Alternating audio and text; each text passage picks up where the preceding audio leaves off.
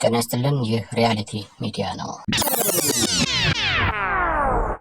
በካፋ ዞን ጌሻ ወረዳ በሰርጉ ላይ የታደሙትን በአሰቃቂ ሁኔታ የግድያ ወንጀል የፈጸመው ሙሽራ በ22 ዓመት እስራት ተቀጣ። የካፋ ዞን ፍትህ መምሪያ አቃቤ ሕግ በፍርድ ቤቱ ውሳኔ ላይ ቅር በመሰኘቱ ይግባኝ መጠየቁ ተገልጧል። ሙሽራው የወንጀል ድርጊቱ የፈጸመው የደቡብ ምዕራብ ኢትዮጵያ ሕዝቦች ክልል በካፋ ዞን ጌሻ ወረዳ ውስጥ ሲሆን በሰርጉ ዕለት የደስታው ተካፋይ የሆኑትን 3 ሰዎች ገሎ በ4 ሰዎች ላይ የመግደል ሙከራ ወንጀል መፈጸሙንና አንድ መኖሪያ ቤት ማቃጠሉ በአቃቤ ሕግ ክስ ዝርዝር ተመላክቷል። በካፋ ዞን ፍትህ መምሪያ የልዩ ልዩ ወንጀሎች አቃቤ ሕግ ብርሃኑ ወልደ ሚካኤል ለክልሉ ፖሊስ ኮሚሽን የህዝብ ግንኙነትና ኮሚኒኬሽን እንደገለጹት ተከሳሽ አስራት መንገሻ መሸሻ የተባለው ግለሰብ በካፋ ዞን በጌሻ ወረዳ ጋዊት ቀበሌ ነሐሴ 19 ቀን 2016 ዓ.ም ከምሽቱ 2 ሰዓት በተከሳሹ በሰርጉ ደስታ ላይ የታደሙትን 3 ሰዎችን በመግደልና 4 ሰዎች ላይ የመግደል ሙከራ ወንጀልና ንብረት በማቃጠል ወንጀል በመፈጸሙ አቃቤ ሕግ በግለሰቡ ላይ 8 የወንጀል ክሶችን መመስረቱን ተናግረዋል። አቃቤ ሕግ በክስ 1 ላይ እንዳመላከተው ሙሽራው ከሰርጉ ታዳሚዎች መካከል የግል ተበዳይን በያዘው ጩቤ ግራ ደረቱ ላይ በመውጋት ሕይወቱ እንዲያልፍ በማድረጉ በኢፌዴሪ የወንጀል ሕግ አንቀጽ 539 ንዑስ አንቀጽ 1 ሀ ላይ ያለውን ተላልፎ በመገኘቱ በፈጸመው ከባድ ሰው መግደል ወንጀል ክስ መስርቶበታል። በክስ 2 በክስ 1 ላይ የተጠቀሰው የግል ተበዳይ ልጇ መወጋቱን ሰምታ ሮጣ የደረሰችው የሟች እናት በያዘው ጦር ጎኗ ላይ በመውጋት ሕይወቷ እንዲያልፍ በማድረጉ በኢፌዴሪ የወንጀል ሕግ አንቀጽ 539 ንዑስ አንቀጽ 1 ሀ ላይ ያለውን ተላልፎ በመገኘቱ በፈጸመው ከባድ ሰው መግደል ወንጀል ክስ ተመስርቶበታል።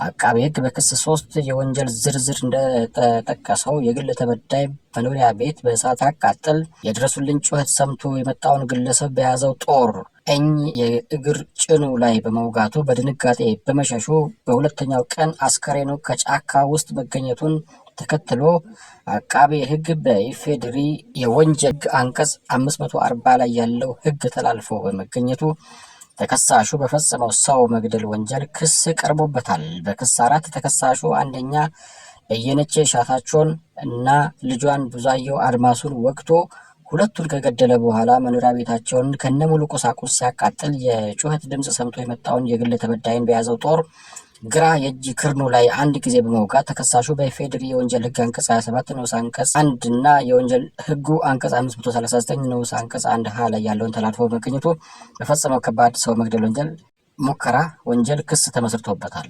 በክስ 5 ተከሳሹ በክስ 1 እና በክስ 2 ላይ እናትና ልጅን ወግቶ ሲገድል የጩኸት ድምፅ ሰምቶ ለማጣራት በመምጣት ላይ የነበረውን ተከሳሹ መንገድ ላይ አስቁሞ ወዴት እንደሚሄድ ሲጠይቀው የጩኸት ድምፅ ሰምቶ ለማጣራት እየሄደ መሆኑን ሲገልጽለት ጸያፍ ስድብ ሰድቦት ያባረረው በያዘው ጩቤ ግራ ጡንቻውን ሲወጋው በድጋሚ ተንከባሎ እንሰት ውስጥ በመግባቱ የሞተ መስሎት ጥሎት መሄዱን የጠቀሰው አቃቤ ሕግ ግለሰቡን በኢፌዴሪ የወንጀል ሕግ አንቀጽ 27 ንዑስ 1 እና የወንጀል ሕጉ አንቀጽ 539 ንዑስ አንቀጽ 1 ሀ ላይ ያለውን ተላልፎ በመገኘቱ በፈጸመው ሰው መግደል ሙከራ ወንጀል ክስ ተመስርቶበታል።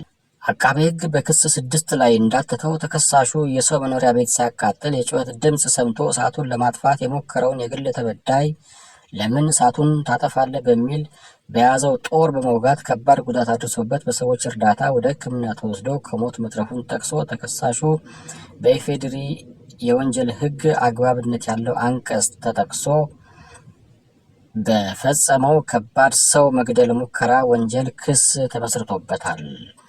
አቃቤ ሕግ በክስ 7 ላይ በዝርዝር እንዳስቀመጠው ተከሳሹ የሰው መኖሪያ ቤት ሲያቃጥል የጩኸት ድምፅ ሰምቶ እሳቱን ለማጥፋት የሞከረውን የግል ተበዳይ ለምን እሳቱን ታጠፋለህ በሚል በያዘው ጦር በመውጋት ከባድ ጉዳት በማድረሱ አቃቤ ሕግ ተከሳሹን በኢፌዴሪ የወንጀል ሕግ አግባብነት ያለውን አንቀጽ በመጥቀስ ይህንኑ አንቀጽ ተላልፎ በመገኘቱ በፈጸመው ከባድ ሰው መግደል ሙከራ ወንጀል ክስ መስርቶበታል። ሌሎችም እጅግ በርካታ አንቀጾች ተጠቅሰውበት ይኸው ግለሰብ በ22 ዓመት እስራት እንዲቀጣ መወሰኑን ያገኘነው ዜና ያመለክታል።